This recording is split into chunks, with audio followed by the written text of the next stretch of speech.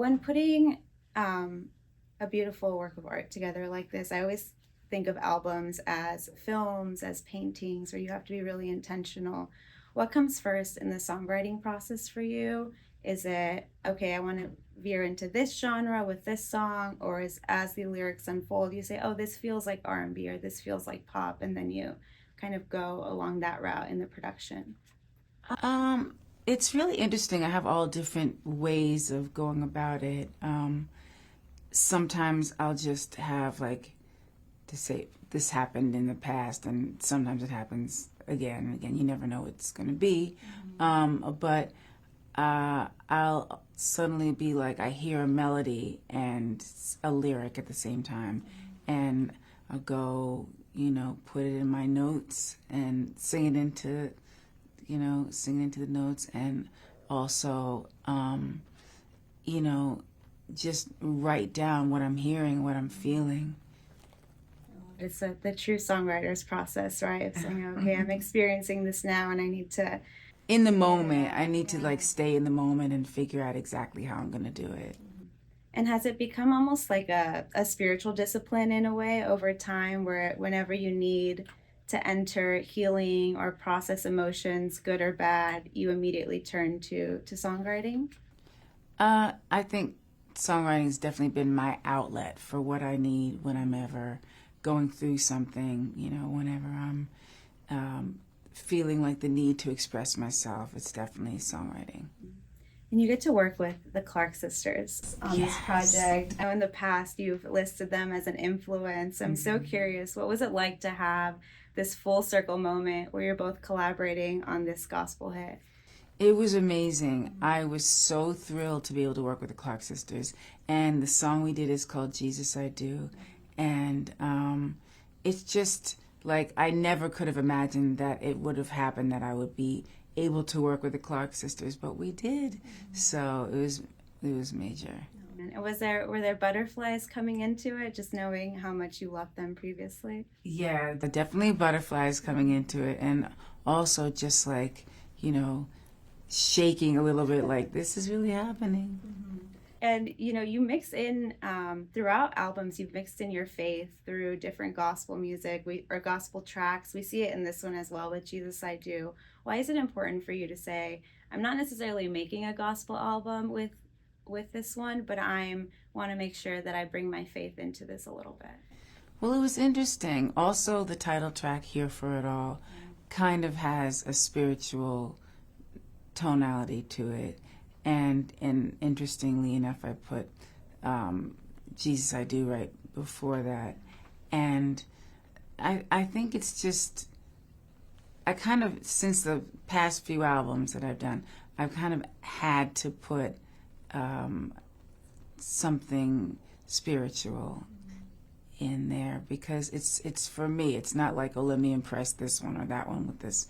That was, always just for me to really feel like that spiritual side of who I am. Is it almost like a dedication to your faith, of saying, I've created this work of art and I want to make sure I input this song into that? Yeah, it's definitely almost like a dedication to faith.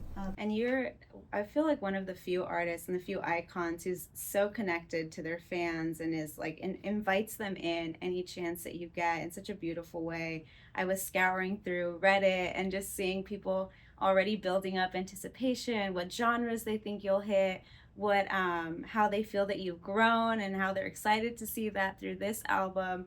Why are they, what is it about just that love that is so important to you, and how much do they play into, okay, I know the fans love this genre, or I know they love when I do this on tour? How much does that play into the decision making? I love my fans. Like, we have this whole thing with the Lamely. It's a long story, but we love the Lambs. And I think that the fact that they really study the albums, like, it's not just like, oh, I'll just throw this album out. I know they're going to really be focused on what I've written about, what type of musical selections I've made. So yeah, it's I don't know, we just have an incredible connection. It's beautiful to see the way that they revere and respect you in such a beautiful way, and the way they're dissecting everything as well. And for just diving into this, we mentioned Here for It All, and just that last track just so beautifully ties everything together, the different key changes, the ebbs and the flows. What led you to say, this is the one that's going to be representing the album, but it's also going to be the one that really ties it all together at the end? Well, I knew it was going to be the one that ties it all together at the end, but then I also, when listening to the album that I had sequenced, I said I have to put Here for It All at the end because I want people to take the time to listen to it. I want my fans to take the time to listen to it, and just to know that it's, in a way, it's kind of for them. It's interesting. It's got a vibe to it that just happened. We were talking about you embarking on a new creative chapter for this. I'm curious, did that unfold as you were just organically making new music, where you said, oh, I have an album here. This isn't just new music that I'm expressing creatively. This is about to be that 16th studio album that I've been waiting for. Yeah, I was working on this album for so long, and I didn't even know, like, was I going to put it out? What was it going to be? And it just became something that I then sort of focused on and said, I'm going to make this my 16th album, which I can't even believe it is. But yeah, I'm so thankful for where we are at with this album, and I can't wait for people to hear it. I was reading your memoir as well, and I saw or read when you were talking about the time that you performed at the Proctor Theater, and how that moment you saw the fans, you went home, you took a bath, and were really just reflecting on what that meant for 17-year-old Mariah. Yeah. And I'm curious now, I mean, the accolades, you could be here for hours listing off all the Hall of Fames, all the awards, everything. But I'm curious now, as you continue to get these accolades throughout your career, do you look back and say, oh, I wonder what 17-year-old me would have thought of this? Or does it almost create that healing from feeling othered at that time to saying, look, hey, little me, look at what we've accomplished. Look at what we continue to accomplish. I think it definitely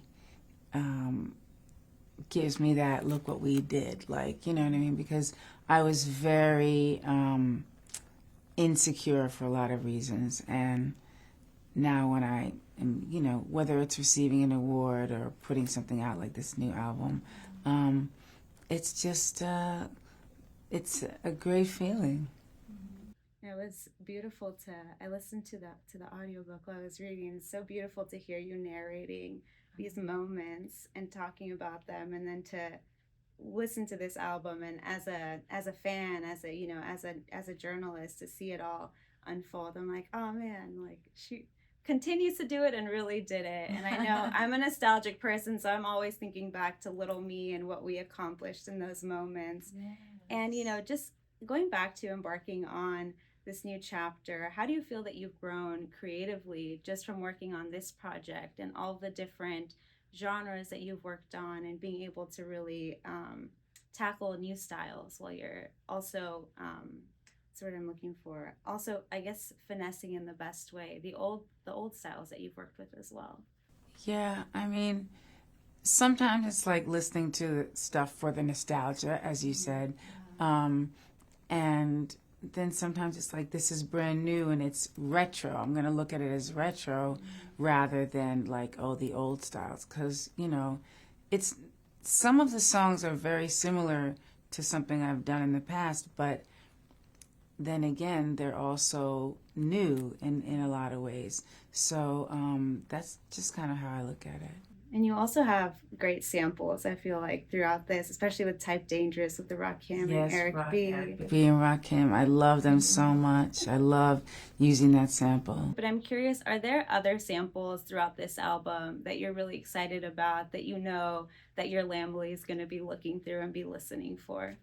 Well, I mean, we did certain things that aren't necessarily samples, but they give you a vibe, like a very summertime vibe, like Sugar Sweet, that's one of the ones. And, you know, then we have also some ballads that it's kind of like they work together, but they're different.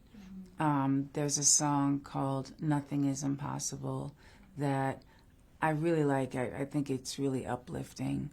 And yeah, I'm just excited for people to listen to it.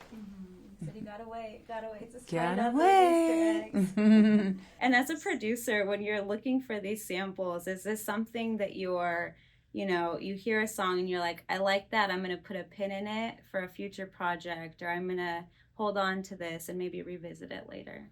Sometimes, I mean, with this one with Eric B as president, we were at a restaurant, and they started playing different songs, and Eric B and Rakim came on, and I was like, I haven't heard this in so long. We've got to use it. So we ended up using it, sampling it, and then Rakim performed with me on the BET Awards, which was amazing. Oh man, I'm curious for you. Is this something where this metamorphosis feels almost like a new era outside of just a new chapter, or does it feel like... Oh, we're calling it the era of me. Era of me. I love that. And what does that mean to you outside of the obvious? It just means like owning it and, just letting yourself really become who you are. Do you feel like now at this point you've reached that point in your life? If I haven't reached it by now, I don't know when I'm going to reach it, but yeah. With feeling free through this project, I know you've also mentioned that Butterfly was the first time that you felt free in your music. Mm-hmm. What is that? Essentially, I guess a similar question is, what does that mean to you to feel free, and how have you continued to feel free throughout all of these different eras that you've gone through? Well, the Butterfly era was amazing and also a scary moment because I was going through like a breakup of a relationship that I really couldn't get out. It was a whole thing. I don't want to go into it because I hear people are saying that I won't let it go. So I'm like, it's just one person. We don't care about them. Butterfly was definitely my first time feeling fully free. And just, loving the moment. Even though I was a little bit like stuck in a moment, I got through it. I mean, you are the queen of blending genres in such a beautiful way. I feel like you trailblazed it for so many, where we see artists like Ariana, like SZA, who do it as well and have, pointed back to your influence. What does it mean to you to see that with these newer not up and coming, but just newer artists who say, it was because of Mariah. It was because of Mariah that I now do this, that I now try out these different vocal styles or try out these different genres in my work. It's pretty amazing to see that, to hear that from people. It's one of those things where you almost can't express how much it makes you feel good, but I love what I do, and so here I am. That it's like when you unapologetically love what you do and put it out there, it's like that's when you see it creating so much change or creating so much impact, with fans, with other artists as well. You've also worked with amazing producers on top of being a great one yourself. Who was that producer for you that really challenged you creatively, where after that one session you said, I now view my approach to music a little bit differently? I mean, this is going to sound random because I haven't worked with him in a really long time, but Narda Michael Walden was the first producer that I worked with in that way. And he was just a really good person, and I loved working with him. And what was it about working with him that you loved and that challenged you? He was just elevated. He got it. You know what I mean? He was someone that I really appreciated. Last question for you is, I've read that you're working on a new documentary, also a scripted portion of the memoir. What are you excited about for the fans and for your family to see you through the doc, but also to then watch your memoir unfold through this narrative series? Well, it's kind of a big deal that I'm doing this doc, and it's hard for me to just say, oh, I'm doing a doc. No, this is really intense. So I am excited for my fans to get a little bit more involved in it. It's gonna take a while, but yeah, I'm loving it, the whole thing. And given what you're saying how intense it is, what gave you that courage to say, I know this is going to be intense, but I want to push forward? I think it was the book, knowing that I had already worked on the memoir, and that made me want to push forward and made me feel like, okay, I'm strong enough to do this.